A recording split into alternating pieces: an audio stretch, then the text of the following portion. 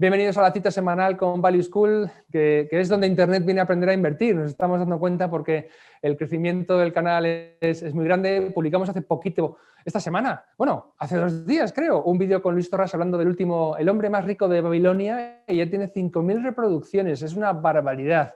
Así que, oye, gracias por seguir el trabajo que hacemos, difundirlo y nos alegra que os guste tanto. También agradecemos a los más de 1.000 ya que os habéis descargado la Biblioteca del Inversor, la última serie de publicaciones, la revista de libros que hemos sacado en Value School. Tenéis ya el enlace para descargarla gratis en la cajita de comunidad del canal de YouTube, ¿de acuerdo? Y en el mes de febrero, ya, la semana que viene, sacamos el número 2. La idea es que los vayáis coleccionando si queréis. Son unas publicaciones muy bonitas y con un montón de recursos. Bueno, hoy vamos a hablar de otra publicación. Esta ya lleva unos meses en las librerías. Es la guía Boglehead de la inversión, un fantástico libro que hemos publicado con el sello Deusto, que forma parte de la colección de clásicos modernos de la inversión, que sepáis que además están escogidos por Francisco García Paramés. Esto no lo hacemos porque nos apetece. El señor Paramés dice cuál quiere traducir, se habla con la editorial, compran derechos, se encarga de traducción y se publican, con lo cual, si le ha gustado a él, y vamos, es una buena referencia. El libro es fantástico y de él vamos a hablar con nuestro invitado, a que también conoceréis seguramente porque es un asiduo de Value School. Publicó también hace ya 2 años o 3 la guerra financiera asimétrica, hizo el curso del mismo título con Value School y con su socio, Santiago Casal. Es David Núñez, a quien voy a presentar ahora mismo. David, amigo, ¿cómo estás? Bienvenido a Value School. Hola, muchas gracias. Aquí estamos. Para quien no conozca a David, diré muy brevemente que David es divulgador e inversor. Como he dicho, es coautor de La guerra financiera asimétrica, un auténtico bestseller. ¿Cuántos ejemplares lleváis vendidos, David? Es que es una pasada. Pues no lo sé de ciencia cierta, porque todo eso lo lleva Santi, creo que ya más de 1.500, que para lo que es este tema está bien. 1.500, yo creo que son bastantes más por la última referencia que tuve, pero vamos, si no habéis leído el Estoy libro, desactualizado, buscadlo. pero yo creo, por ahí andará. Pues fenomenal, es un éxito en cualquier medida para el tema tan de nicho que es la gestión pasiva. También es autor, junto con Santiago y con los amigos del canal de Value School, del curso La guerra financiera asimétrica, que es un curso de indexación pasiva, con un tema así militar, como les gusta a ellos, y que está disponible en la página web de Value School. Y bueno, en redes sociales lo podéis encontrar como Mellizonomics, es su cuenta de Twitter, os recomiendo que lo sigáis, y por supuesto también como contribuyente de ese dúo, ese equipo tan fantástico que es Quiet Investment. Ahí podéis también leer los artículos que publica David con regularidad, que son muy interesantes y también no pocas veces polémicos. David, bienvenido a Value School, compañero. Es un lujo contar contigo para explicar esta guía Boglehead de la inversión. Pues muchísimas gracias y cuando quieras empezamos. Puedo compartir pantalla y te lanzo la primera pregunta, que es muy general. Un Vamos a segundo. hablar de las lecciones básicas que crees tú que el libro transmite al lector. Es decir, si sabes que los vídeos sacamos ahora una versión corta de 30 minutos y luego la versión larga. Para el que quiere la versión micro corta, ¿cuáles son las 3 fundamentales lecciones que aprendemos con la guía Boglehead de la inversión? Bueno, pues antes de nada, la primera lección previa a estas 3 es que para sacar un buen partido al libro hay que comprarlo. Así que no os olvidéis de comprar el libro y, a ser posible, leerlo. Empezar por comprarlo. Bien, son 3 cosas que ya vienen en el prólogo y que subyacen en todo el contenido. Las vamos a enumerar. Y la primera de ellas va a ser la importancia del ahorro como paso previo para invertir. Esto se repite a lo largo y ancho del libro. Para invertir hay que ahorrar.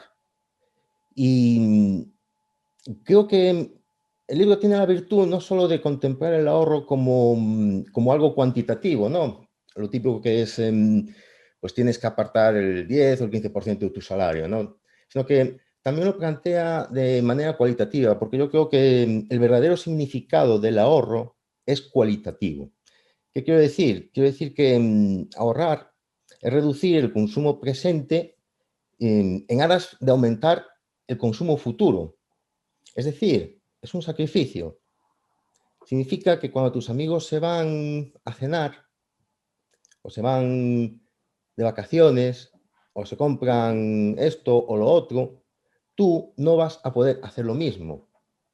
Y eso es más difícil de lo que parece. Es muy fácil decir que coges el 10% de tu sueldo y lo ahorras. Pero el verdadero significado del ahorro es cualitativo. Esa renuncia es algo, claro, es algo desagradable, ¿no? A nadie le gusta. Pero por eso es tan duro. Pero ese es su verdadero significado. Y, Muy bien. y Me gusta que lo digas, David, porque mira, esta semana me han entrevistado para una revista y hablaban de la paradoja del ahorro, ese concepto tan keynesiano, ¿no? Y yo decía, es que la gente que ahorra no ahorran para acaparar monedas y billetes, ahorran para consumir generalmente en productos o servicios de mayor precio y de mayor valor subjetivo en el futuro. Es decir, se detrae del consumo actual para tener un mayor consumo futuro. No es que coleccionemos fichas en forma de monedas o de billetes del Monopoly porque seamos como el tío Gilito, en absoluto. sí, yo creo que la metáfora del tío Gilito es la más apropiada, ¿no? Que mucha gente cree que tienes una piscina con monedas de oro y estás ahí nadando, ¿no? Esperando que te venga a ver tu sobrino Donald. Pero no es así. Queremos el dinero para gastarlo. A ser posible, pues, cuando haya generado una buena rentabilidad. Al final, lo que Muy significa bien. el ahorro es que tienes que vivir por debajo de tus posibilidades. Significa renunciar a algo. Y ese mensaje es omnipresente en el libro. Es una gran virtud que tiene, ¿no? Que te lo plantee también en términos cualitativos. Muy bien. ¿Cuál La, es la segunda? pues la segunda de las tres cosas que te enseñan los Borges, entre otras muchas, es mantener la estrategia a largo plazo. Porque la inversión indexada, que es realmente un poco de lo que trata el libro, ¿no? Y también la asignación de activos, implica invertir en acciones. Las acciones generan sus mejores frutos con el paso del tiempo. Y el largo plazo, pues, cura muchos males. Y nos ahorra también toda la aleatoriedad y todas las fluctuaciones del corto plazo. Es el tiempo y el interés compuesto es lo que va a hacer que triunfemos. Eso también está muy bien explicado en el libro. Y al hilo de esta estrategia a largo plazo y también en relación con el ahorro, se incide mucho en que debemos tener un fondo de emergencia. Es decir, una cantidad de dinero que no vamos a invertir a largo plazo porque nos puede ser útil para cualquier tipo de emergencia o imprevisto de los muchos que hay en la vida. Muy bien. Bueno, hemos visto la crisis del coronavirus y cómo la han pasado personas a las que les ha impedido trabajar. ¿De qué forma tan distinta se pasa cuando tienes ahí por lo menos 6 meses de gastos cubiertos en la cuenta corriente a disposición, ¿no? Es otra historia. Sí, sí, claro, una pandemia, pues uno dice, no, esto no va a pasar nunca, pero luego al final sí pasan las cosas, ¿eh? Sí pasan las cosas. Muy Los bien. accidentes no es algo que le pasan a los demás, los accidentes nos pasan a nosotros. Y suceden cuando menos te lo esperas y cuando menos te conviene. Y además, el tener un fondo de emergencia te permite realizar otro tipo de proyectos sin comprometer tus inversiones a largo plazo. Yo mismo soy un ejemplo. Yo ahora mismo me dedico a ser amo de casa aquí en Alemania y puedo pasar todo el día con mis hijos, que es un lujo, algo que no puede hacer la inmensa mayoría de los padres y madres. Es Sí. así. Muy bien. El mantener el plan a largo plazo también sirve para no interferir en él, es una forma de quitarte de medio, es decir, elige una estrategia y manténla, deja de intentar jugar a hacer market timing, guiarte por las noticias o la actualidad, sino aférrate a tus pistolas y sigue hasta el final.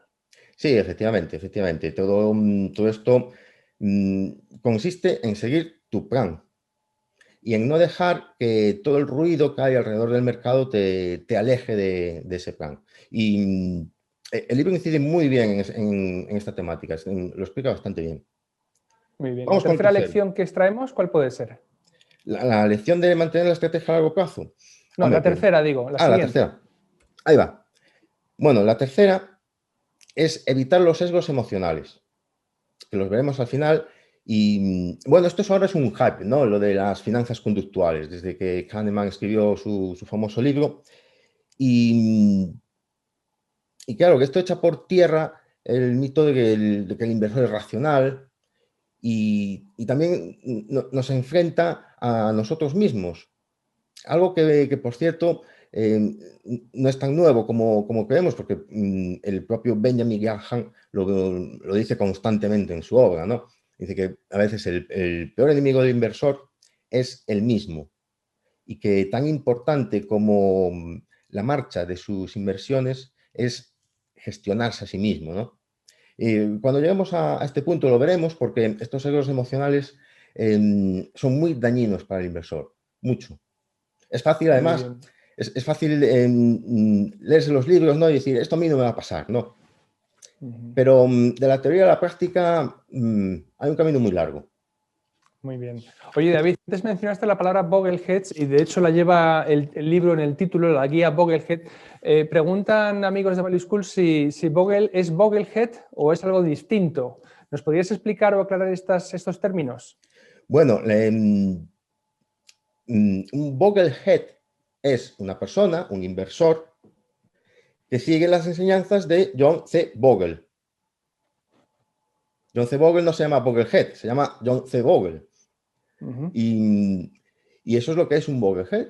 Pues un Muy bien. señor que ha leído a John C. Bogle, le gustan sus ideas de inversión, le parecen sensatas, le parecen racionales y las pone en práctica. Muy bien.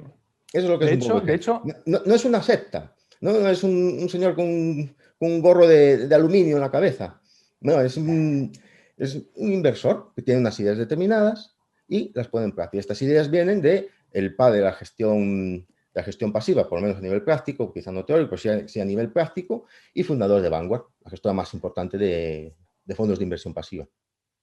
Efectivamente. bien, conviene aclarar que, David, el libro está escrito por 3 inversores particulares que forman la comunidad o promotores de la comunidad Boglehead en Estados Unidos, no por el propio John C. Bogle. Del propio Efectivamente. Bogle tenemos en el catálogo de Deusto con Value School el libro gordo, la Biblia de la gestión pasiva, de la inversión, es cómo invertir en fondos de inversión con sentido común, un libro también muy recomendable, pero este está por seguidores de John Bogle, que forman la comunidad Bogleheads que está tanto en España como en Estados Unidos. Sí, son 3 los autores, es una obra plural.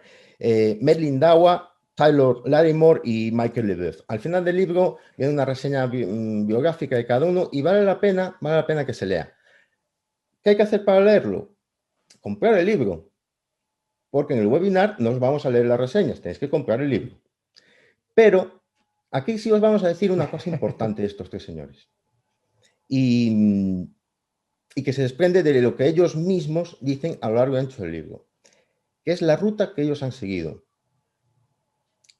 Ellos eran, digamos, inversores activos y no les fue bien o cometieron errores o se equivocaron y descubrieron a John C. Bogle y se convirtieron en inversores pasivos.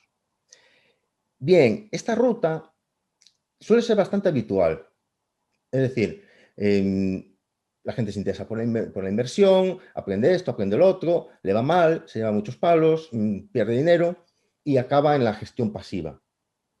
Mientras que al revés es más complicado. No sé si me explico. Sí, sí. ¿Y qué significa eso? Significa que el inversor que elige gestionar él mismo su patrimonio está cometiendo un error. No, no significa eso. Significa que va a tener que esforzarse y trabajar mucho más de lo que él cree. Y que ese esfuerzo y ese trabajo no le garantizan el éxito. Eso es lo que significa. Y los autores, pues, digamos que han hecho esa ruta o se deduce que han hecho esa ruta. Muy bien. El, Oye, David, perdona, el libro está escrito para el público estadounidense, tiene algunas cosas que son propias de Estados Unidos, pero te digo, para gente que nos escuche en España o en Hispanoamérica, las fundamentales lecciones, las lecciones básicas sí son aplicables, es decir, no es tan sujeto a Estados Unidos que sea inservible para un lector que no viva allí, ¿verdad? Todo lo contrario, diría. efectivamente. De hecho, en esta exposición nos vamos a ceñir no a todo el libro, pero sí, algunos elementos importantes del libro y vamos a obviar las particularidades norteamericanas. Esto pasa mucho, esto no sucede solo con la guía Bob Head de la inversión, sucede con muchos libros de finanzas, porque casi todos, muchos de ellos vienen de Estados Unidos. Entonces, digamos que hablan para la realidad de allí, ¿no? Por ejemplo, en este libro hay 2 capítulos dedicados al sistema tributario. Claro, ¿qué te dice eso a ti? Que vives en España, tú tienes otras normas, ¿no? No te interesa tanto. También alguno referente a ahorrar para la universidad. Que claro, aquí también puedes ahorrar para la universidad de los hijos, pero es distinto el sistema que tenemos aquí para la universidad que el que tienen en Estados Unidos. O incluso un capítulo también bastante interesante dedicado a los seguros. Creo que es que tampoco es lo mismo, porque en Estados Unidos no tienen una sanidad como la que tenemos nosotros aquí, ni digamos, un estado del bienestar o del malestar, se depende, como el que nosotros tenemos aquí. Entonces, tiene como muchas particularidades de Estados Unidos. Entonces, ¿qué debe hacer el lector? Aparte de comprar el libro, por supuesto, pues ceñirse a los principios generales y a las cosas generales que le son útiles, lógicamente, y el libro está lleno de ellos. Aquí vamos a hablar de esas cosas, Muy y no bien. de todas, ¿no? De varias. Te decía que vamos adelante con los 7 principios de la inversión exitosa, tal como los has delimitado en tu presentación. Sí, hay más, pero yo he seleccionado estos, ¿no? Vamos allá. Primero, elegir un estilo de vida financiero sólido. Esto está muy relacionado con el tema del ahorro, como a nadie como a nadie se le oculta. Y, y ellos nos ponen un ejemplo que está bastante bien, ¿no? Ponen un ejemplo de 3 parejas, ¿no? Una es una pareja de deudores, otra es una pareja de gastadores o consumidores y otra es una pareja de ahorradores, ¿no? Es decir, tú puedes marcarte un estilo de vida por encima de tus posibilidades a base de deuda, o bien puedes gastar todo lo que ingresas, una cosa que es menos mala que lo anterior, pero tampoco es bueno, o bien, pues puedes ahorrar. Entonces te ponen estos ejemplos y te señalan que tienes que elegir un estilo de vida financiero sólido en el que le des prioridad a acumular patrimonio sobre los ingresos. Y ahí hacen una distinción importante entre ingresos y patrimonio. Nos llaman a cambiar la mentalidad salarial por la mentalidad del patrimonio neto. Y esto es importante porque normalmente nosotros asociamos el éxito o el bienestar económico al nivel de ingresos. Y dejamos de prestar atención al patrimonio neto. Pero hay un ejemplo que explica muy bien esto. Por ejemplo, a nadie se le oculta que hay muchos deportistas famosos durante su juventud, hasta entre los 20, 30, 35, 40, ganan muchísimo dinero. Luego un buen día lees el periódico y ves que pues el tipo está en la ruina, le han hipotecado todo, un desastre. Y hay muchos ejemplos de eso. Porque ese señor ingresaba mucho dinero, pero no creó patrimonio. Lo gastó o lo malgastó, pero no lo ahorró, no lo invirtió sabiamente. Y los ingresos desaparecen, mientras que el patrimonio lo acumulas y luego lo puedes usar. Entonces nos hacen esa distinción entre ingresos y patrimonio, que no confundamos los ingresos altos con la riqueza. De poco te sirve ganar 100 millones al año si gastas los 100 millones al año. Así de simple. E incluso aunque el año siguiente ganes 50 millones, has tenido que reducir tu estilo de vida, que debe ser como el de un maharaja, un 50%. Y a nadie le gusta dar el paso atrás. Eso sí que es duro. Eso sí que es duro. Eso no hay manera de medirlo en un Excel. Pues ahí nos hacen esa distinción entre ingresos y patrimonio. Y nos dan algunos consejos. Uno de ellos es saldar las deudas onerosas, sobre todo en el tema de las tarjetas de crédito, que en Estados Unidos debe ser una auténtica peste. Aparte porque también en cuanto dejas de pagar o no puedes hacer frente a esos pagos, ya te cargan unos intereses enormes. Y también vuelven a incidir en lo de crear un fondo de emergencia. El fondo de emergencia es fundamental para mantener tu plan, tu estrategia a largo plazo y para tener un estilo de de vida financiero sólido, que no esté colgando de los hilos. Que no te pase como los futbolistas famosos, que ahora son unos triunfadores y un hype, y luego los ves debajo de un puente. Muy bien, muy bien. A mí me gusta esto del estilo de vida porque francamente es una forma de vivir. Ahorrar e invertir es una forma de estar en el mundo, una actitud al frente a lo que te pasa todos los días, de previsión y de responsabilidad individual. Es una buena forma, es una buena cosa insistir en ello. Vamos con la siguiente diapositiva, David. Consejo muy importante, invertir pronto y regularmente.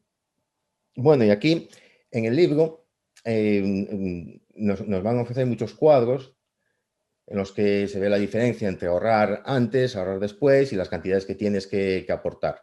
¿Qué hay que hacer para ver los cuadros? Hay que comprar el libro. Por aquí no vamos a hablar de eso, pero aquí lo dejamos. También te dan una serie de ahorros y consejos, perdón, una serie de consejos varios para ahorrar. El ejemplo paradigmático que te ponen es la compra de un coche de segunda mano. Y también puntualizan que no todas las deudas son malas, ¿no? Bien, aquí se vuelve a incidir en la importancia cualitativa del ahorro, porque te ponen ejemplos concretos de cómo ahorrar, ¿no? Y uno muy concreto es, por ejemplo, el coche, porque el coche, la gente se compra un coche por tres motivos. Uno, porque necesita desplazarse del punto A al punto B. Dos, porque le gusta el coche, le gusta ese coche en lugar de otro. Y tres, porque da una imagen de ti hacia los demás. Entonces, son tres elementos y esos tres elementos los tenemos todos en nuestra cabeza.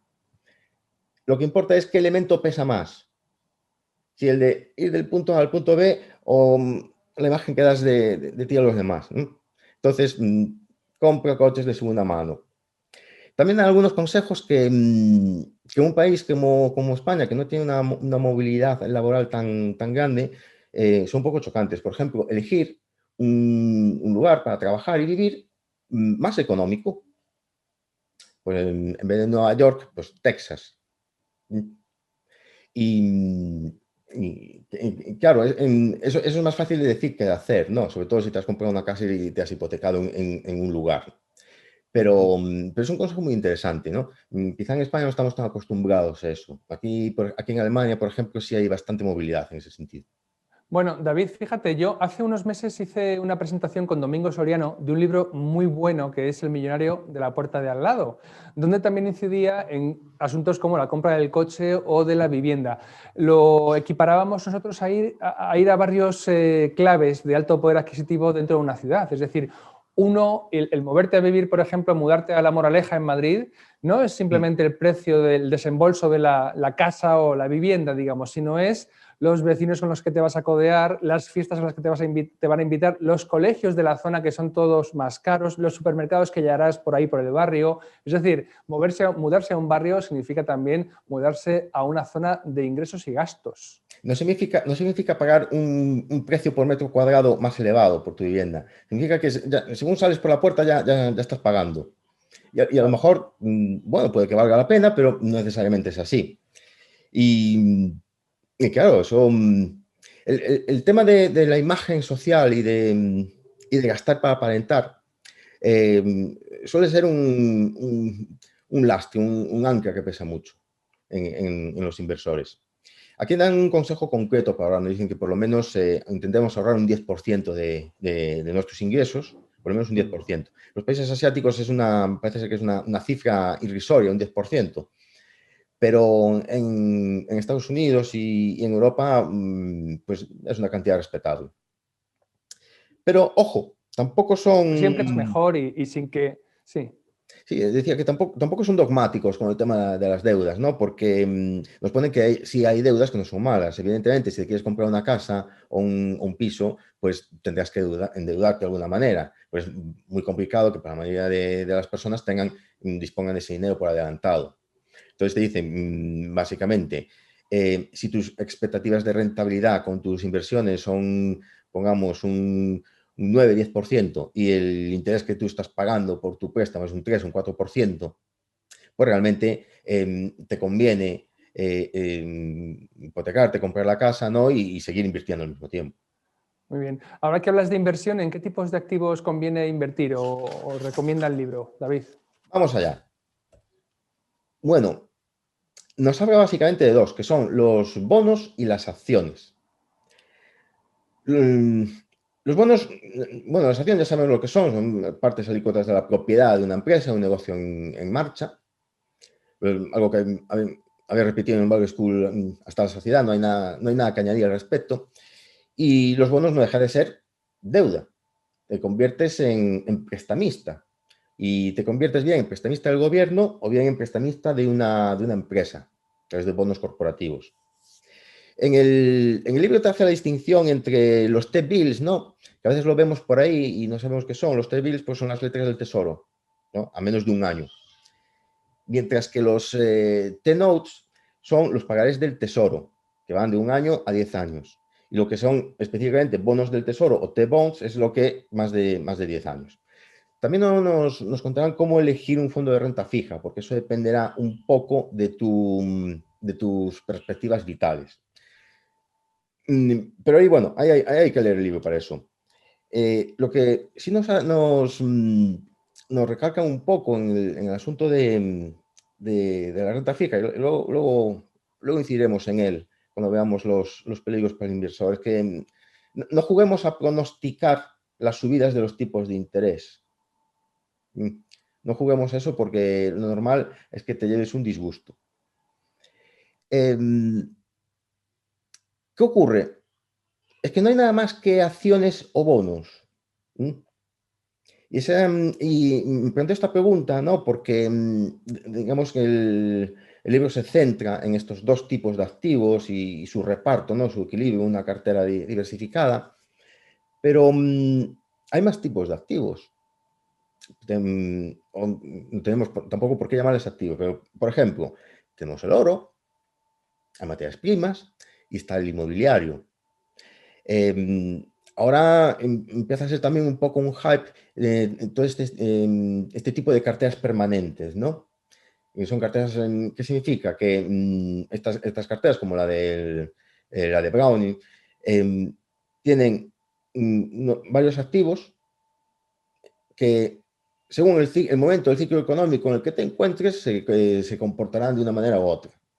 Entonces, lo que pretende es que tú tengas siempre una rentabilidad positiva y si la tienes negativa, que sea pequeña, adaptando, así la cartera está adaptada a todos los momentos que hay. ¿Y cómo puede ser eso? Bueno, pues, por ejemplo, la cartera permanente de Brown serían acciones, bonos, oro y efectivo, pero también puedes añadir pues, inmobiliario o incluso materias primas. Es decir, hay más donde invertir que acciones o bonos. Y es muy probable que veamos en los próximos años pues, ya muchas alternativas de inversión en las que se te plantea que no inviertas solo en bonos y acciones, sino que tengas también un equivalente pues, en oro, incluso en criptomonedas y en más cosas. Bueno, el libro está escrito en el 2010 y esto quizá todavía no es un hype, pero yo creo que un poco es que se va a consolidar en el futuro. Vale, pero David, el libro no habla de la cartera Boglehead o el mix de activos que luego el libro propone no incluye, pues eso, ni oro, ni por supuesto criptomonedas, ni tampoco inmobiliario. Es básicamente bonos y acciones, ¿verdad? En Sí. productos de inversión de los que vamos a hablar ahora. Sí, exactamente. Son, bueno, ¿por qué los bonos? No, porque tienen una baja correlación con las acciones, ¿no? Cuando las acciones caen, pues bueno, los bonos tampoco, al fin y al cabo, te van a un interés fijo, ¿no? Muy bien. Ok, Boomer, ¿cómo invertir? Bueno, pues lo que opina Bogle y en general los Bogleheads es que lo mejor que podemos hacer es invertir a través de un fondo de inversión índice o, en principio, un fondo de inversión, si no queremos estar indexados. Hoy a través de un ETF, pero ahora vamos a hacer una serie de puntualizaciones. Claro, uno podría elegir invertir el mismo, pero eso no es tan fácil como parece. Para empezar, los fondos de inversión tienen una serie de ventajas sobre el inversor particular. Tienen una muy importante, que es son más eficientes fiscalmente. Entonces estás comprando acciones y vendiendo acciones a lo largo de un año. Suponiendo que ganes dinero, tendrás que pagarle a Hacienda tu parte de los beneficios. Pero tú compras en el año 1 participaciones de un fondo de inversión y no las vendes hasta dentro de 20 años, y en esos 20 años Hacienda no se va a acordar de ti. Y matemáticamente eso es una ventaja. Es una ventaja. Es una ventaja injusta, ¿no? Que la legislación penalice al inversor particular y beneficie al institucional. Quizá el legislador piensa, bueno, la gente no sabe lo que quiere, va a ir a la bolsa y los van a esquilmar, así que si ganan dinero, pues les vamos a meter un palo tributario y que se les quite las ganas de hacer tonterías. Pero bueno, eso es bastante polémico, ¿no? Lo cierto es que juega en desventaja, es una desventaja importante. Y en el libro hay una larga lista de ventajas en las que yo voy a enumerar la que yo creo que es la más importante, que es la diversificación. Para ver todas las ventajas que hay que hacer, hay que comprar el libro. Diversificación. Tú puedes tener 30 o 40 acciones y sentir que estás diversificado. Pero bueno, eso también habría que verlo. Habría que ver qué has comprado y qué has dejado de comprar. Habría que ver qué tipo de empresas son, si están diversificadas, digamos, territorialmente, sectorialmente, etcétera, etcétera. Y claro, eso no es lo mismo que si tú estás indexado al SP500, donde tienes a las 500 mayores empresas de Estados Unidos, o ya no te digo, al MSCI World o al MSCI All Countries World Index, donde tienes todos los países desarrollados más los mercados emergentes. No hay color, no hay color. No hay color entre la diversificación que te da un fondo de inversión o un ETF y la que el inversor puede conseguir él mismo. Y claro, ya sin hablar de la facilidad de gestionar eso. No es lo mismo gestionar un fondo de inversión que no tienes que hacer nada, porque es un instrumento, lo tienes todo ahí, que tener una cartera de 30, 40 acciones y tener que pensar si estoy bien diversificado, si no lo estoy, y a lo mejor resulta que no lo estás con 30 o 40. A lo mejor resulta que no lo estás. Muy bien, estupendo. Oye, David, ¿y esto cómo lo haces? Porque habrá que ser muy listo, digamos, para elegir qué fondo de inversión, en qué porcentaje, o hay una forma en que esto de la inversión se hace para todos nosotros. Bueno, lo que claramente recomienda el libro es que inviertas en fondos de gestión pasiva. Bueno, tenemos la gestión activa, la gestión pasiva. La gestión activa, pues un gestor profesional va a intentar seleccionar las acciones ganadoras y va a intentar dejar de lado las perdedoras. En la gestión pasiva, renuncias a encontrar el alfiler y compras el pajar, porque la rentabilidad global que te va a dar el mercado, pues la consideras adecuada. Entonces, entre un estilo y otro, claramente los Borgerhead eligen el segundo, luego veremos por qué. Y bueno, también hay que decir una cosa, que aparte de la diversificación, también tienes con un fondo de inversión una gestión profesional. Y la gestión profesional no me refiero solo a los gestores activos, me refiero también a la pasiva. En la pasiva tú tienes un tratamiento profesional de tus inversiones. Hemos puesto los ETFs y yo recuerdo que el propio John C. Bogle no era realmente un forofo de los ETFs. El ETF, como vemos aquí en el gráfico, ¿no? Funciona como un fondo de inversión, pero que tú puedes comprar y vender como si fuera una acción. Es un fondo cotizado. Bueno, ¿qué ocurría con los ETFs? Pues primero, a pesar de tener ratios de gastos muy bajos, lo que ocurre es que tú tienes que comprar las acciones. Entonces tienes que pasar por un broker. Entonces, cuando la gente habla de que es más barato el ETF, eso está por ver. Depende de las operaciones que hagas con tu broker y lo que te cobre tu broker. Eso no lo sabemos. Solo sabemos los gastos que tiene el ETF, que pueden ser muy pequeños o mucho más pequeños que los del fondo de inversión. Los gastos que tengas tú dependerán de lo que operes con él. Entonces, de alguna forma, pues se corre el peligro de que el inversor no trate los ETFs indexados de la misma forma en los que trataría a un fondo indexado. Dicho de otra manera, que los use pues, para especular, para comprar o vender, salir, entrar, etcétera, etcétera. Que no es eso de lo que se trata. Muy bien. No sé si me he explicado ¿Avanzamos bien. a la siguiente, David? Pues sí. Bueno, no te compliques la vida y simplifica. Previamente también, antes de entrar en este apartado, el libro nos habla de la inflación y también de cuánto ahorrar, ¿no? Y también de conocer un poco tus expectativas de rentabilidad. Y ahí te pone pues, una serie de tablas en las que te explica todo eso. Y sobre todo también con una serie de ejemplos también te explica los problemas de la inflación. Y me parece muy interesante que hayan hecho eso porque ahora como que la gente se ha olvidado de la inflación, ¿no?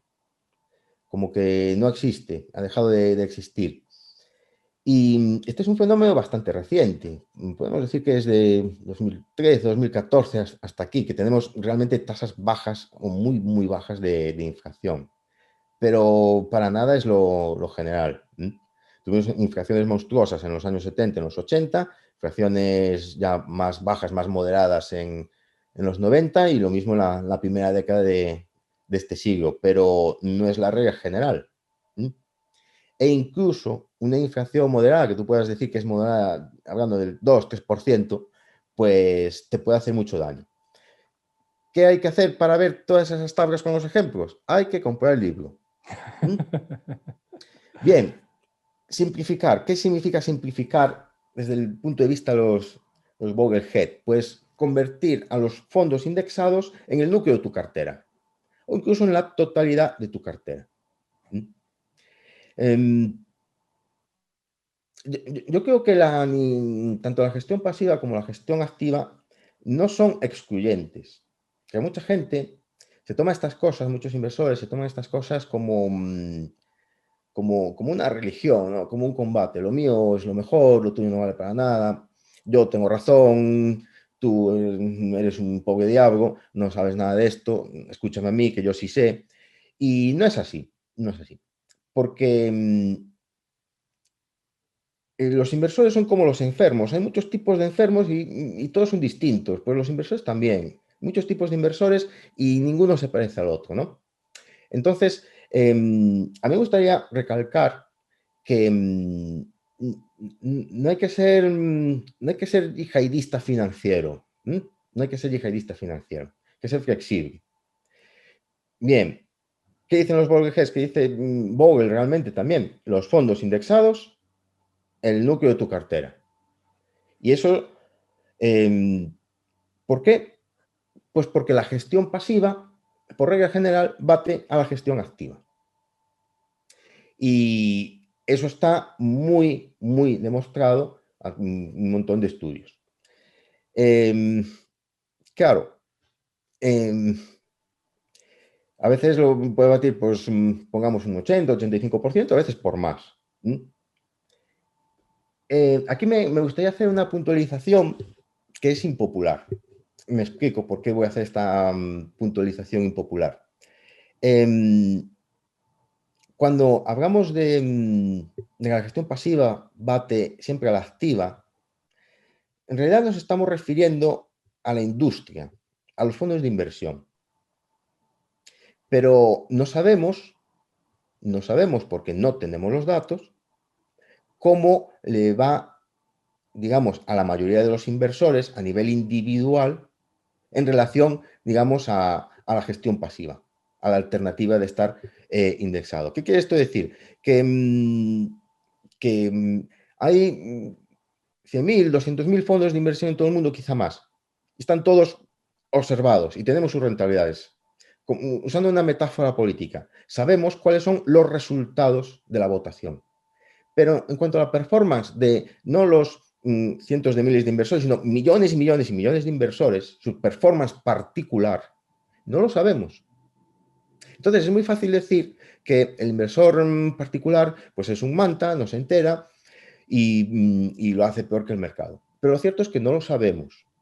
No lo sabemos. Hay encuestas, hay estudios que dicen que no lo hace demasiado bien, pero no lo sabemos. Es la encuesta electoral y las encuestas se pueden equivocar.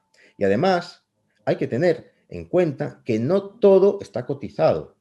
Yo, las dos personas que he visto que más dinero han hecho, no saben ni lo que es una acción prácticamente, pero abrieron su negocio y luego compraron casas en bajos y tal, y les ha ido muy bien, muchísimo mejor que la mayor parte de compradores de acciones de Twitter. Y prácticamente no saben lo que es una acción. Pero lo que pasa es que tenían sentido común.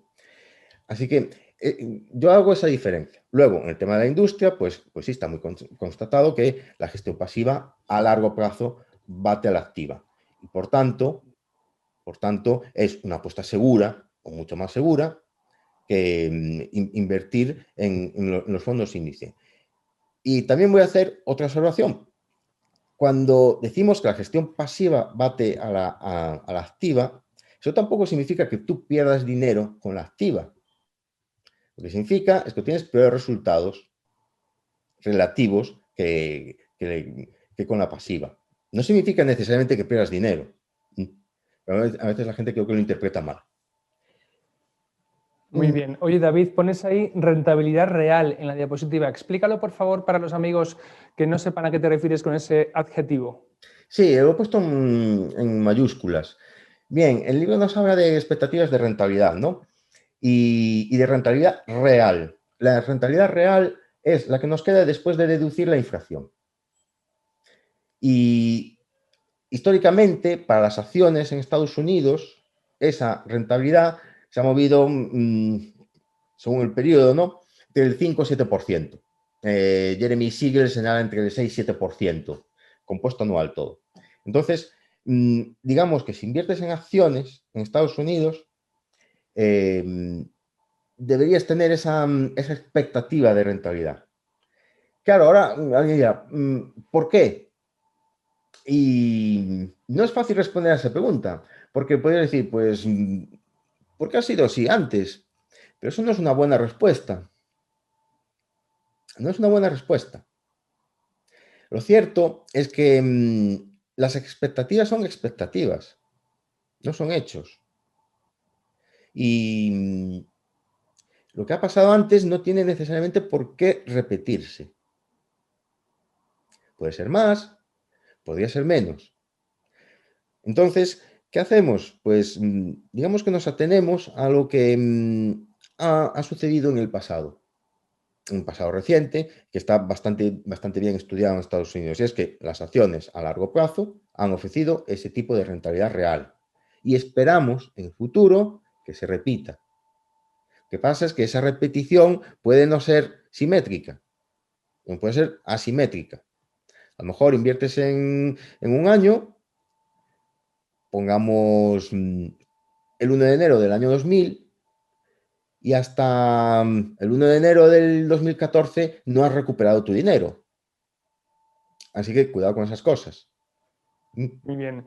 Oye, David, en el chat hay alguna pregunta ya, las voy a reservar para el final, pero quiero que avancemos. Una vez que ya sabemos que hay que invertir en carteras diversificadas, fondos índices como el núcleo de tu cartera, renta fija y renta variable, vamos con los pesos, que es la pregunta del millón. ¿Cuánto hay que poner en cada cesta? ¿Cuánto se recomienda que pongas de tu capital disponible para invertir en renta variable y cuánto en renta fija, en bonos? Bien, pues todo eso... Tienes una diapositiva, ¿verdad? Para eso. No, para esto no. Bueno, esto ¿No? es... El Sí. siguiente tema va de esto, de la asignación de activos. Pero en respuesta a lo que estás diciendo, En el libro se plantean varios escenarios, ¿no? Depende de la edad, de lo que aportes. Entonces viene todo configurado por tablas. ¿Qué hay que hacer para ver las tablas? Hay que comprar el libro. Comprar el libro. Hay que comprar el libro. Sí se repite una regla, que es la de restar tu edad a 100, y entonces tú asignas tanto a bonos y tanto a acciones. Tienes 20 años, pues el 20% a los bonos y el 80% a las acciones. Bueno, hay un problema con este tipo de reglas. Yo no soy muy partidario de ellas, ¿no? Y voy a explicar por qué. Antes he dicho que hay tantos inversores como enfermos. Y lo que uno tiene que poner en acciones o en bonos, creo que está muy mediatizado por sus circunstancias personales. Entonces, habría que atender al caso concreto. Se pueden hacer estimaciones generales, pero, por ejemplo, si tienes 20 años y te vas a casar y solo tienes 10.000 euros y aún no has dado la primera letra de tu casa ni de tu coche, es una locura que inviertas los 10.000 euros en la bolsa. Es una locura. Mientras que si tienes 60 años y 40 millones de euros,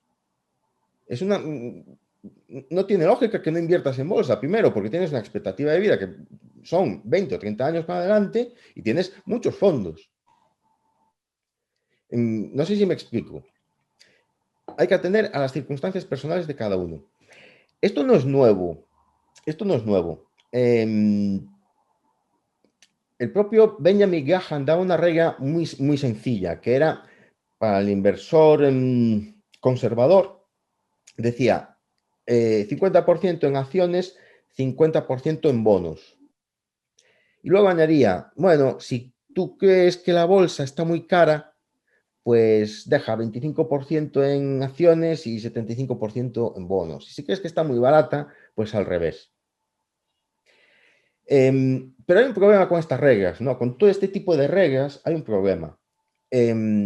Nosotros las leemos y nos suena todo muy coherente, pero estas reglas implican, esta asignación implica que tú tienes que vender algo que está subiendo para a lo mejor comprar algo que no está subiendo, que está bajando. Y eso puede que choque un poco con la naturaleza humana. Ahora lo vamos a ver. Aquí me gustaría hacer un inciso sobre lo de convertir los fondos indexados en el núcleo o la totalidad de tu cartera.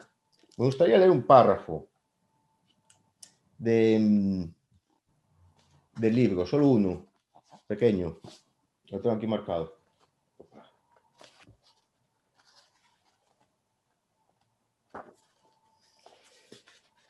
Y está muy bien explicado y me gusta mucho el párrafo. Dice así: en el mundo académico, si te esfuerzas mucho, puedes sacar un sobresaliente. Si te esfuerzas menos, un notable. Y con menos esfuerzo, quizás saques un bien.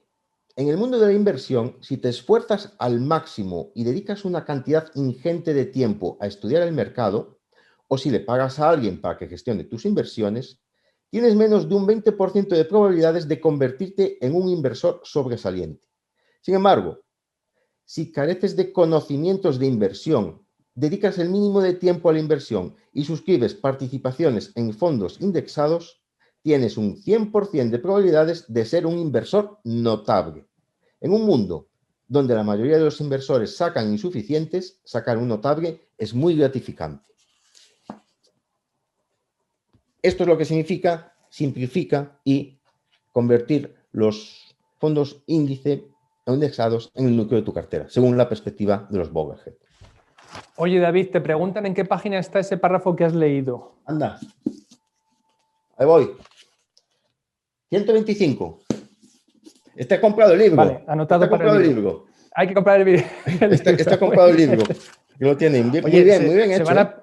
Se van a pensar que hacemos esto para vender el libro, David. Claro, también, ¿no? No hay nada más de eso. Vamos allá con la asignación de activos. Avanzamos.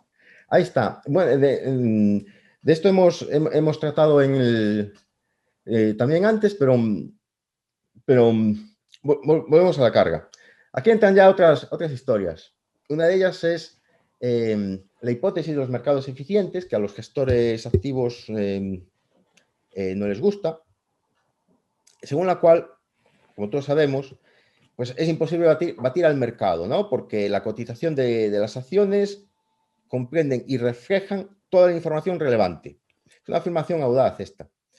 Yo creo que, no me acuerdo si fue Munger o Buffett, añadieron un matiz muy importante. Que el problema de la teoría es que, de esta hipótesis, perdón, es que confundía siempre eficiente con frecuentemente eficiente.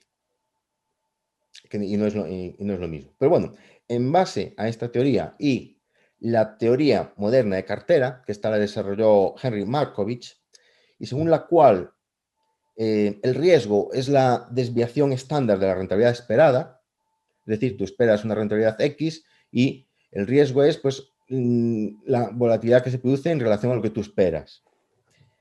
Llegó a la conclusión que riesgo y rentabilidad pues, son dos factores correlacionados y que a mayor riesgo, pues mayor rentabilidad. Entonces, una combinación de valores volátiles, ¿no? Y no correlacionados, pues puede reducir la volatilidad de la cartera. Este también es un tema, el de la volatilidad entendido como riesgo, muy polémico, que tampoco gusta en la gestión activa. Por ejemplo, en el value investing, la volatilidad se asume y se ve como una oportunidad. Que los mercados sean volátiles se ve como una oportunidad. Una oportunidad para comprar. Y que los mercados tiendan a la eficiencia, pero no sean eficientes, no sean siempre eficientes, también se ve como una oportunidad. Es decir, quizás las teorías académicas son un poco blanco y negro, ¿no? Pero en función de estas teorías, ¿no? Pues se ha desarrollado la asignación de activos. Porque al fin y al cabo es algo en lo que insiste el libro, ¿no? La rentabilidad que tú vayas a obtener va a depender de muchas cosas, empezando por qué activos has comprado, ¿no? Y ¿de qué depende tu asignación de activos? Pues depende de tus circunstancias personales, los objetivos que tú tengas en mente, lo que quieras hacer con el dinero, a eso se refiere, tu tolerancia al riesgo, tu horizonte temporal de inversión, no es lo mismo que estés ahorrando pues, para comprarte una casa dentro de 20 años que para tu jubilación, y muy importante el de la tolerancia al riesgo. Claro, es fácil decir que inviertes en acciones y te da igual la volatilidad, que es una oportunidad. Pero otra cosa es verte ahí con un -50 delante de la pantalla, ¿no? Entonces ahí ya te tiemblan las piernas. Y si recordáis, hemos hablado antes de que no solo había acciones y bonos, sino también otro tipo de activos, pues, por ejemplo, inmobiliario, oro o incluso materias primas, ¿no? Y lo que se pretende al final es que no tengas esa volatilidad, tener una rentabilidad aceptable, pero sin que un día te levantes y leas en el periódico pues, que la bolsa ha caído un 40% y tu cartera indexada lo mismo. Pero no se puede tener todo. En este capítulo del libro hay un montón de cuadros muy interesantes de asignación de activos, en línea con lo que preguntaba de la pregunta anterior, ¿no? Claro, aquí estamos haciendo publicidad del libro para que lo compréis, lógicamente, y en el libro se hace también publicidad de Vanguard, ¿no? Entonces te pone ejemplos de fondos Vanguard y distintas propuestas de cartera según pues, tu edad, tus objetivos, un montón de circunstancias. ¿Qué hay que hacer para ver todas esas propuestas? Comprar el libro. Comprar el libro. Oye, David, te voy a hacer una pregunta de Marcos, que ahora que has mencionado a Vanguard, Marcos dice, ¿es Vanguard entonces el fondo más barato y que mejor aplica la gestión indexada? Vanguard no es un fondo, es una gestora. Y tiene esa reputación. Tiene esa buena reputación. Pero no te sabría responder a esa pregunta. Es decir, tendrías que compararlo, por ejemplo, con Amundi o con otras gestoras que ofrezcan, que ofrezcan ese producto o ese tipo de productos. Hay que tener en cuenta una cosa importante. Por cierto, vamos a ver ahora en esto. Al hilo de esta pregunta, además, que es que, oye, no todos los fondos indexados son iguales. ¿Qué quiere esto decir? Que importan los costes, que es este punto que tenemos aquí. Reducir los costes. En el libro nos hacen una lista bastante larga de los tipos de costes que tienen los fondos de inversión. Unos son visibles, por ejemplo, la comisión de gestión o de custodia, y otros no tan visibles, a veces invisibles. Por ejemplo, los costes de transacción, es decir, lo que te cuesta el comprar y vender acciones y rotar la cartera, ¿no? Unos costes se ven y otros no tantos, ¿no? Y, por supuesto, te ponen en cuadro, mira, que este lo he puesto yo del libro, pero hay más, y para verlos hay que comprar el libro, como ya sabéis. Y aquí viene la pregunta del millón. ¿Por qué funciona la indexación? ¿Por los bajos costes o porque el mercado es eficiente? Bueno, según Bogle, también los Bogleheads, los mercados financieros, esto me lo he apuntado, son sistemas cerrados donde la ventaja obtenida por un determinado inversor viene en detrimento del resto de los inversores del mismo mercado. Como grupo, los inversores pertenecen inevitablemente a la media. Por tanto, batir al mercado es un juego de suma cero. Y después de deducir los costes de la inversión es un juego de perdedores. Entre el momento temporal A y el momento temporal B en el mercado X, todos los que están ahí van a obtener la rentabilidad Y, esa. Y esa rentabilidad se la van a repartir entre todos. Por tanto, va a haber una media para esa rentabilidad. Pongamos, hay 100 inversores que se van a repartir esa rentabilidad y 10 lo van a hacer mucho mejor que los demás. Los otros 10 que están indexados lo van a hacer como la media del conjunto y los otros 80 lo van a hacer peor o mucho peor. Eso es lo que te está diciendo Bogle. Bogle no te está diciendo que la indexación funcione porque el mercado sea eficiente. Bogle te está diciendo que la indexación funciona porque es más barata que las otras alternativas. Y esa es una ventaja fundamental. Que el mercado sea eficiente, en todo caso, lo que dificulta es el trabajo de la gestión activa. Es decir, que sea más complicado encontrar acciones o activos infravalorados o lo suficientemente infravalorados para que el trabajo que has invertido en ello te compense el esfuerzo. Pero lo que marca la diferencia es el coste. Por eso funciona la indexación y por eso no todos los fondos indexados, en línea con lo que ha preguntado el oyente, pues son iguales. Los fondos indexados buenos son los que tienen costes bajos. Oye, David, una pregunta a este respecto. En la industria de servicios de inversión, los fondos, entonces, ¿no se cumple que el de mayor precio, el más caro, te vaya a dar mejor calidad? No se cumple. No se cumple y hay muchos estudios al respecto. Incluso, por ejemplo, todos hemos oído hablar de la clasificación de estrellas de Morningstar, ¿no? Sí. Aunque es verdad que la clasificación de estrellas de Morningstar no tiene como objetivo ser predictor de la rentabilidad futura, lo cierto es que, que un fondo tenga 5 estrellas hoy no significa que mañana vaya a tener una mejor rentabilidad.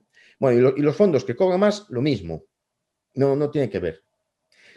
No significa esto que, que un fondo activo pueda competir con un fondo pasivo en cuanto a costes. Eso es imposible, no puede hacerlo. No puede hacerlo. Lo que le pide es que tenga un coste razonable. Un coste razonable. Y claro, luego también, lo que pasa es que la gente lo quiere siempre todo gratis, ¿no? A veces el inversor está dispuesto a pagar por la comodidad, por no tener que moverse, por tener que hacer lo menos posible. Yo siempre pongo el ejemplo del fondo naranja de ING. está referenciado al SP500, ¿no? Que es un fondo caro, que tiene un TER del 1,1 sobre patrimonio. Eso es una animalada para un fondo índice, cuando ahora mismo te puedes indexar por bastante menos, por menos de la mitad ya, con algún robo-advisor. Pero claro, el tipo que tiene una cuenta nómina en ING, lo tiene ahí al lado, no tiene que abrirse una cuenta en ningún otro sitio, ni hacer transferencias, le da un botón, ya está todo ahí, lo tiene todo junto, está todo ahí, todo junto. No tiene que hacer nada más. Y eso también tiene un precio. Eso también tiene un precio. Otra cosa es que un 1% sea un precio excesivo, pero esas cosas también tienen un precio, ¿no? Ahora bien, tal como dice Vogel y su comunidad, reducir los costes es lo más importante. Muy bien. David, te propongo lo siguiente. Mira, para que nos dé tiempo a que respondas bastantes de las preguntas acumuladas, la siguiente sección que vamos a hablar de los errores que cometemos los inversores, también los sesgos y esto de las finanzas conductuales, a lo que te referías al principio, vamos a ir un poquito más ágiles, si te parece, para dar tiempo después a hacer un barrido de las preguntas que se están acumulando. ¿Vale? Vamos allá. Venga. Bueno, esto lo he titulado Actividades perjudiciales para la mayoría de los inversores. Vamos a ver algunas. Uno es predecir rentabilidades futuras según rentabilidades pasadas, algo que se hace mucho cuando se contratan fondos de inversión. ¿Qué dicen los estudios y los datos? Pues que los fondos ganadores del futuro no se pueden elegir a priori. Aunque sobre esto también se pueden hacer puntualizaciones. Lo cierto es que, y antes hemos mencionado lo de Morningstar, los sistemas de clasificación de fondos de inversión pues no son capaces de pronosticar cuáles van a ser los fondos de mayor rentabilidad futura. Es un hecho. Hay muchos estudios al respecto y de hecho en el libro se enumeran unos cuantos. ¿Qué hay que hacer para ver las referencias? Comprar el libro. Por tanto, muy importante, la rentabilidad pasada no puede utilizarse para pronosticar la rentabilidad futura. Hay que atender a otras cosas. Por ejemplo, el proceso, la robustez de las ideas, una serie de cosas adicionales, pero no a lo que ha sucedido en el pasado. Eso no suele funcionar así. Muy bien, estupendo. Aquí tenemos hacer market timing y filtrar con otras chicas del montón. Bueno, market timing, con esto queremos decir que el inversor intenta predecir las fluctuaciones a corto plazo de las cotizaciones. Yo creo que esto es diferente del momentum, de la inversión en tendencias. ¿Cómo explicarlo? Por ejemplo, sales a la calle, empieza a llover, pero tienes un paraguas, ¿no? Entonces abres el paraguas. Te has mojado un poco, pero según ha empezado a llover, has abierto el paraguas y ya no te estás mojando. Entonces sale el sol, pero tú tienes abierto el paraguas, no te está dando el sol, ves que el sol ha salido y lo cierras. Entonces, yo creo, aunque quizá no soy la persona adecuada para explicar que por ejemplo, el momentum o invertir en base a la tendencia del mercado no es lo mismo que hacer market timing en el sentido de predecir qué va a hacer el mercado a priori, sino que tú detectas una tendencia, ya se ha producido y la identificas y te subes a ella o te bajas a ella y luego, cuando esa tendencia cambia, pues cambias tú también. Pero es un poco a posteriori. No es que mañana va a pasar esto y voy a hacer market timing de verdad. Voy a comprar antes de que, justo cuando hace suelo, y voy a vender en el pico. Eso no suele salir bien. ¿Y qué no suele salir bien tampoco? Pues lo que pongo ahí, filtrar contra las chicas del montón.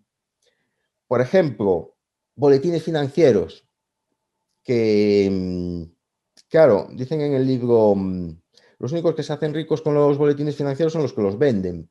Al fin y al cabo, si tienes ideas muy buenas de lo que va a pasar en el mercado, pues no te vas a tomar la molestia de escribirlo y decírselo a los demás, ¿no? Lo propio es que lo apliques para ti mismo. Luego lo tenemos los programas de televisión financieros, que aquí en España quizás no son tan comunes, pero en Estados Unidos sí. Y en el que siempre se ven pasar las cotizaciones ahí a toda velocidad, pim, pam, pim, pam, pim, pam. con décimas de segundo, ¿no? Como si estuvieran corriendo los 100 metros lisos, ¿no? Todo está ahí hecho para que te vengas arriba, te pongas crazy, ¿no? Para que hagas algo. Pero David, si tenemos... Dígame, ¿me oyes? Los consultores bursátiles, digo. ¿Me oyes? Sí, ¿puedes repetirme Que la te decía pregunta? que en España sí, tenemos en la radio los consultorios bursátiles. Sí, bueno, no sé qué audiencia tienen, pero también hay que tener, bueno, y también la prensa salmón, ¿eh? En la prensa salmón siempre hay noticias de este tipo. Los 10 fondos que hay que comprar, las 10 acciones que no puedes faltar.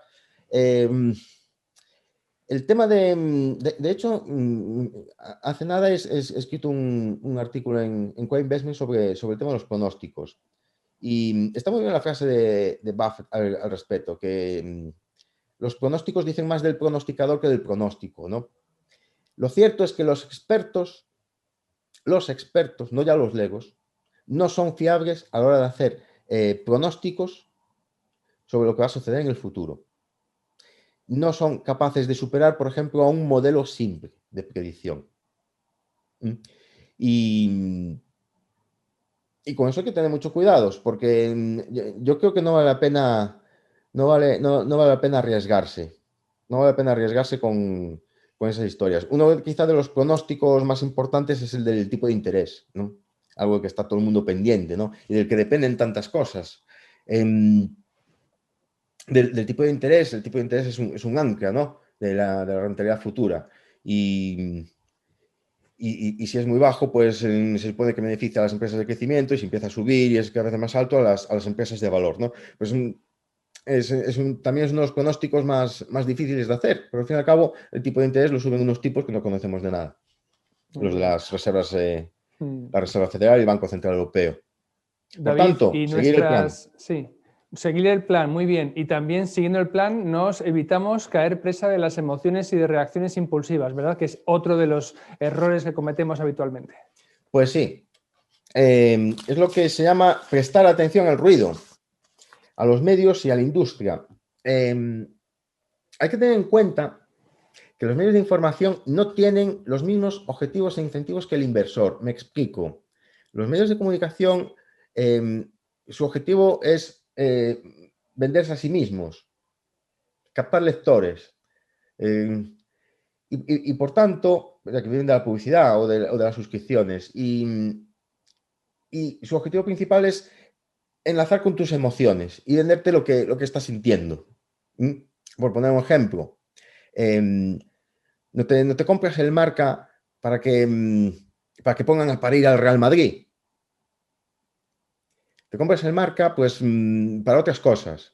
Pueden hacer alguna crítica del Real Madrid o tal, pero realmente no sé si el ejemplo os convence, pero esa es la finalidad de los medios de comunicación, enlazar psicológicamente con el público y con sus emociones. Eso no significa que no tengan datos o información relevante, pero lo importante para ellos es que no tienen tus mismos objetivos ni tus mismos incentivos. Entonces, claro, ahí pongo que el marketing de Wall Street manda.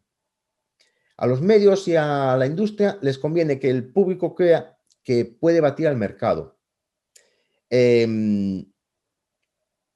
Volviendo a la diferencia entre el inversor privado y los fondos, sabemos perfectamente que la mayoría de los fondos no van a batir al mercado. No podemos estar tan seguros respecto a los inversores particulares, aunque podemos también presumirlo. Pero lo que le importa de verdad, digamos, a Wall Street es que creas lo contrario y que actúes, que hagas algo. Y en este sentido, Vogel siempre es un gran partidario de la inactividad. Cuanto menos te muevas, mejor. Tú sigue tu plan, tu trayecto y aléjate de todo esto. ¿Aquí ponemos un detector de ruido? Pues bueno, todos los pronósticos son ruido. Todos los pronósticos. Porque predecir el futuro no está al alcance de todo el mundo. De hecho, no está al alcance de casi nadie. Como decía la frase, el futuro ya no es lo que era. Luego, escucha a los que ayudan e ignora a los estafadores. Y En esto, claro, hay muchos medios y tipo Value School y blogs, cuentas personales de Twitter que te van a ayudar. Y otros que te van a intentar vender algo. No hay nada malo en que te intenten vender algo. Lo que está mal es que te intenten estafar. Por eso hay que tener mucho cuidado. Y la mejor manera de protegerse de todo esto, en el libro incide en ello, es ser escéptico, ser un incrédulo, ¿no? Respecto a lo que se puede predecir y a lo que te intenta vender. No es fácil, por cierto, pero bueno. Muy bien, ahí está. Vamos a pasar a las preguntas que tenemos ahí en la recámara y vamos a ver si las podemos abarcar la mayoría de ellas rápidamente, porque es que si no nos vamos a quedar sin tiempo. Es una hora a las 8:15 y hay un montón de ellas. A ver, Ramón y Francisco preguntan sobre algo muy parecido. Ramón dice cómo se elige un fondo para invertir al futuro y Francisco te dice que si hay que hacer gestión activa para poder hacer gestión pasiva. Es decir, están aludiendo los dos al hecho de que al final tú te mojas tomando una decisión personal sobre en qué fondo invertir, aunque vayas a hacer indexación, es decir, gestión pasiva. Bueno, quizás respecto a la primera pregunta es ¿cómo elegir el fondo, ¿no? Sí.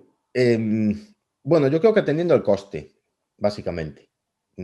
Y es bueno que el inversor se informe y lo compare con otros similares, ¿no? Pero no todos los fondos indexados son iguales. Y, por ejemplo, examinando su track record, su desviación con respecto al índice, etc. Al fin y al cabo, los fondos indexados no deja de ser, digamos, una commodity, ¿no? Una commodity tú atiendes al precio, al coste. Yo creo que ese es el mejor criterio. Sobre la segunda pregunta, ¿me lo puedes repetir, por favor? Gestión activa para elegir gestión pasiva. Bueno, es que la pregunta tiene tela porque me parece muy buena pregunta. Yo no tengo una respuesta clara para ella. Al elegir un fondo índice, per se, tú estás actuando de alguna manera, estás optando por algo, ¿no? Pongamos que quieres acciones. Entonces, yo creo que la mejor opción, o las tres mejores opciones son las siguientes. Un fondo índice que replique el MSCI World, el MSCI All Countries World Index o simplemente al SP500. Porque luego te puedes indexar a lo que quieras. Te puedes indexar a acciones de pequeña capitalización de valor, acciones de mediana capitalización, value, acciones de Japón pequeñas o grandes. En fin, la oferta es increíble. Es increíble. Pasamos de no tener nada a tener demasiado en elegir. Yo diría que escoge una indexación general. Y yo meto al SP500, aunque esta es una idea polémica, sí meto al SP500 en indexación general porque el SP500 no es la bolsa rectora de un país determinado. Lo es, sí, Estados Unidos, pero es mucho más que eso, la bolsa rectora del mundo. Cuando allí se constipan, en los demás lugares estornudan. Y porque Estados Unidos es la potencia hegemónica militar, económica y culturalmente e ideológicamente en todos los sentidos, aunque sea el mundo multipolar. Y llevemos 60 años hablando de su decadencia. Puede que pasen otros 60 años y sigamos hablando de su decadencia, pero por ahora las cosas están así. Y también es el tronco de los otros dos índices. Bien, por eso yo considero esos tres pues, los más representativos. ¿Qué ocurre? Que tú puedes usar la indexación para especializarte. Por ejemplo, un índice de acciones de pequeña capitalización o un índice de acciones de un país determinado, un país X determinado. Pero yo en general no recomiendo.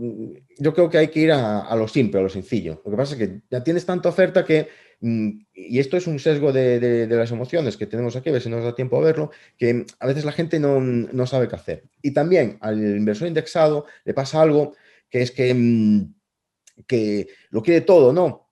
y no hace falta que tú tengas acciones de pequeña capitalización de Bután para que esté representado en la bolsa. Ya tienes suficiente. Si no te llegan las Muy que bien. tienes en el MSCI World, yo no sé qué más puede querer la gente.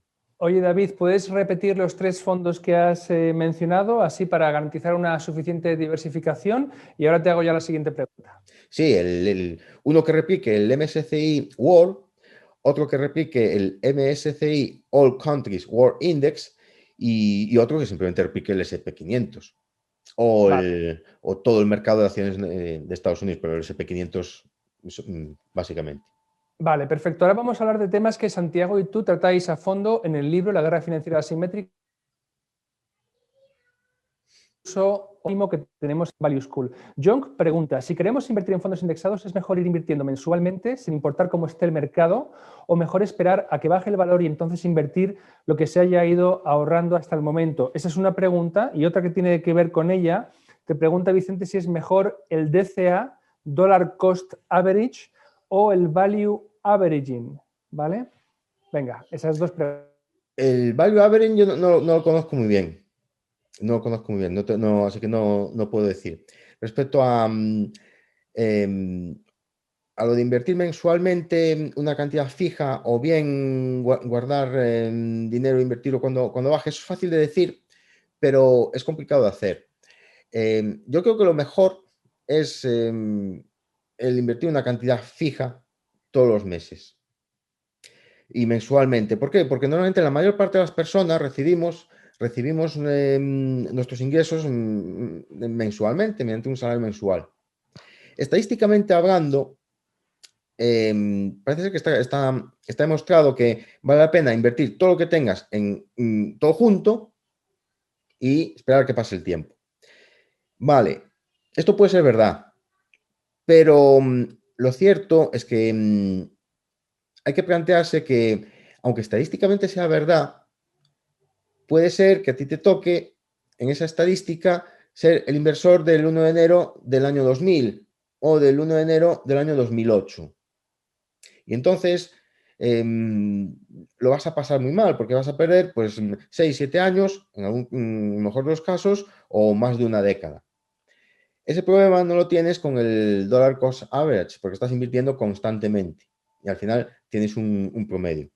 Aunque es muy atractiva la idea de guardar recursos para invertir cuando la bolsa baje, lo cierto es que su plasmación práctica a mí me parece más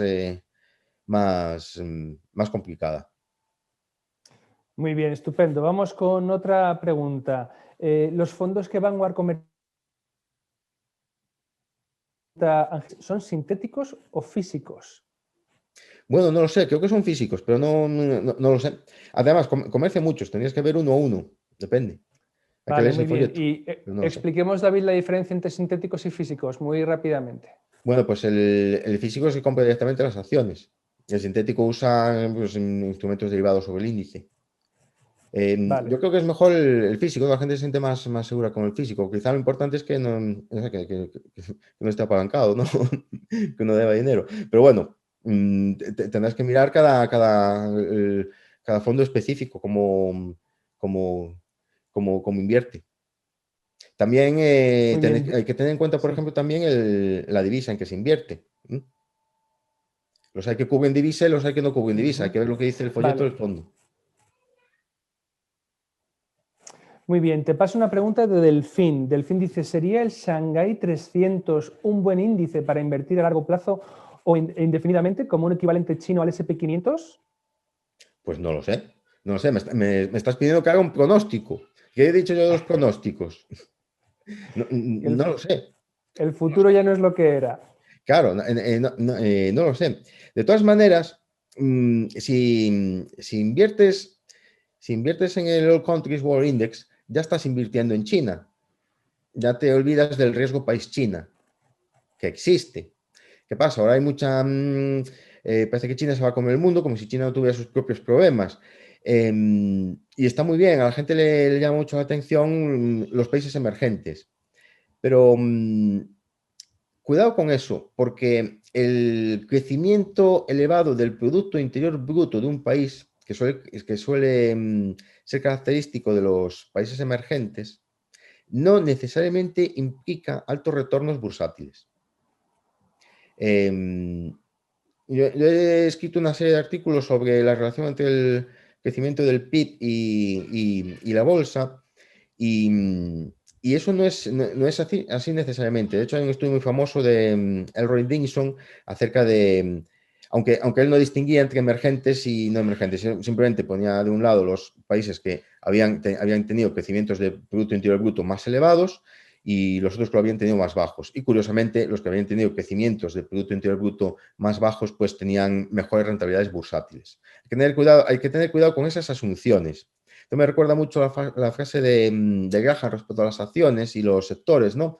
Que las perspectivas evidentes de mejora en un determinado sector, ¿no?, y un determinado tipo de empresas no implican para nada que el inversor vaya a ser capaz de beneficiarse de ello. Ojo con esas cosas. No Muy bien. hagamos pronósticos. A mí no me los Ujú. pidáis.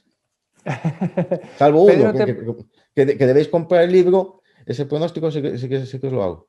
perfecto. Y Pedro te que quedáis pregunta, contentos con él. Pedro quiere saber qué opinas de los fondos índices sectoriales frente a los geográficos y te pregunta si se debe diversificar también sectorialmente. Por ejemplo, en tecnología, que va a tener un mejor comportamiento que quizás índices geográficos.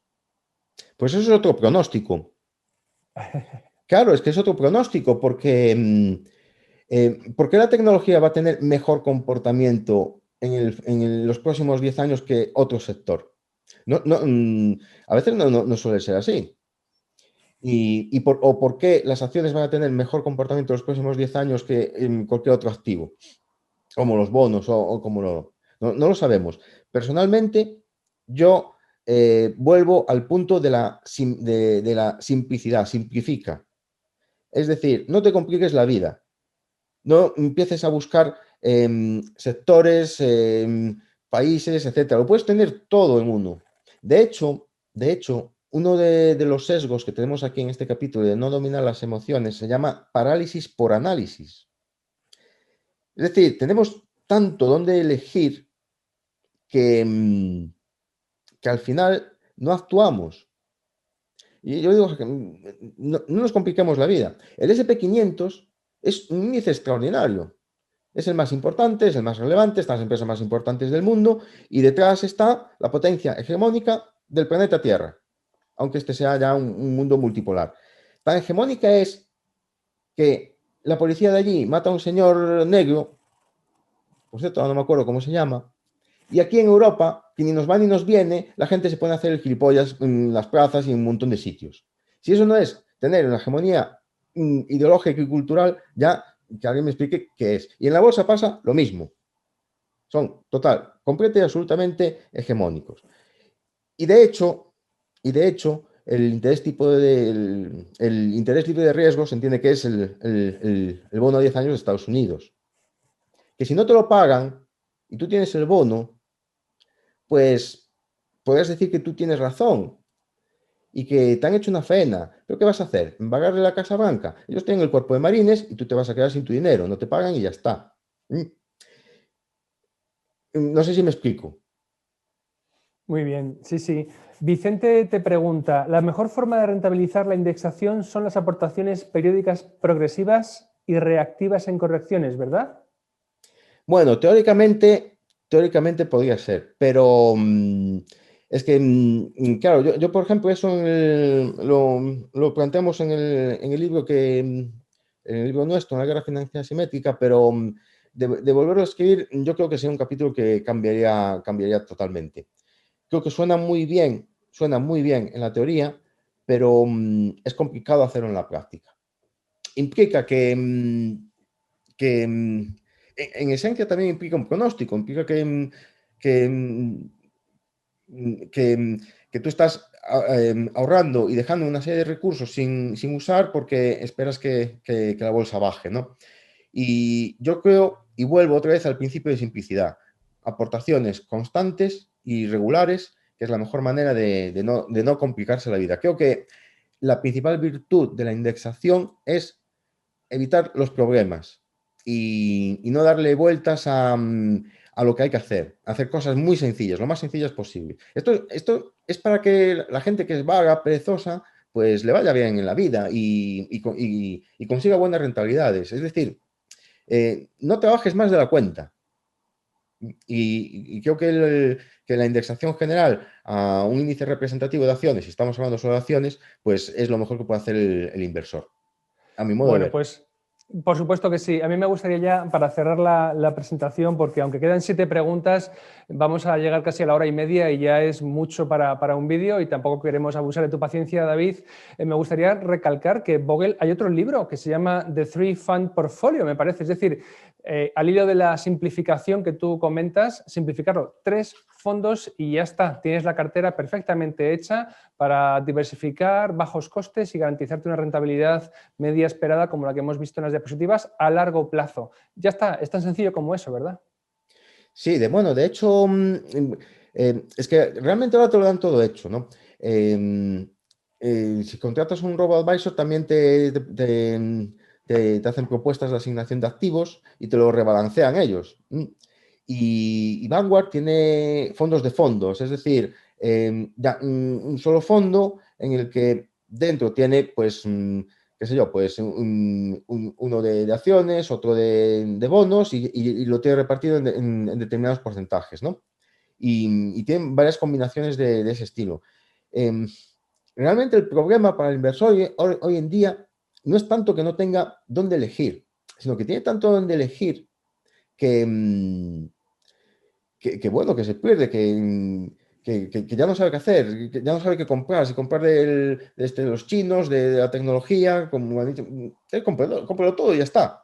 Al fin y al cabo esa es la idea inicial y primordial de Bogle, es cómpralo todo al menor coste posible, aporta regularmente, espera mucho tiempo y hablo a través de un fondo de inversión que será fiscalmente eficiente y ya está. Pues perfecto, David. El consejo también que ha quedado muy claro es que hay que leer y comprar el libro, o al revés, primero Al comprarlo, pero revés, siempre leerlo. primero compras. Luego ya si no lo quieres leer, pero por lo menos cómpralo. Vale, muy bien, nos Y ha voy a quedado hacer un clarísimo. pronóstico. El pronóstico es que si lo compras y lo lees, te va a gustar. Esto es un pronóstico, pero aquí juego sobre seguro. Es que yo te digo una cosa, a mí es de mis libros favoritos, porque además tiene un capítulo muy interesante que es el capítulo de la desinversión, de lo que hablamos bastante poco. Yo fue la primera Sí, vez que empecé a leer qué hacer una vez que llega ya el momento en que quieres empezar a vivir de esas rentas o vivir de esos activos, de lo que has ido amasando y acumulando, cómo se hace. El último capítulo, o de los últimos, va precisamente de eso. No lo hemos abordado aquí en la presentación porque ya sería demasiado, pero tan completo es este libro que llega hasta ese punto. hasta el punto de que prepara tu herencia, ¿no? Pues cuando seas un fiambre.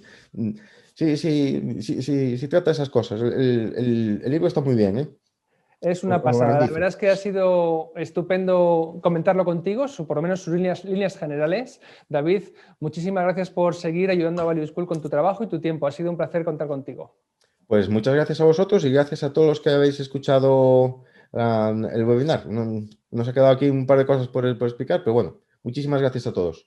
Las diapositivas estarán disponibles también en la caja de descripción del vídeo, con lo cual, pues oye, ahí se pueden descargar para vosotros para siempre. Y a David en @mellizonomics lo encontráis en Twitter y como es muy activo estará encantado de responder preguntas o bueno, aclarar dudas o ideas. Y el libro se puede comprar en Amazon o a través de la página. Bueno, pues entonces la semana que viene hablamos con Rafael Ortega acerca de cartera permanente. Va a ser una charla muy, muy interesante. Rafael nos va a presentar su estilo de inversión, el que aplica en los fondos que gestiona para River Patrimonio y Cronos, para la gestora que tiene.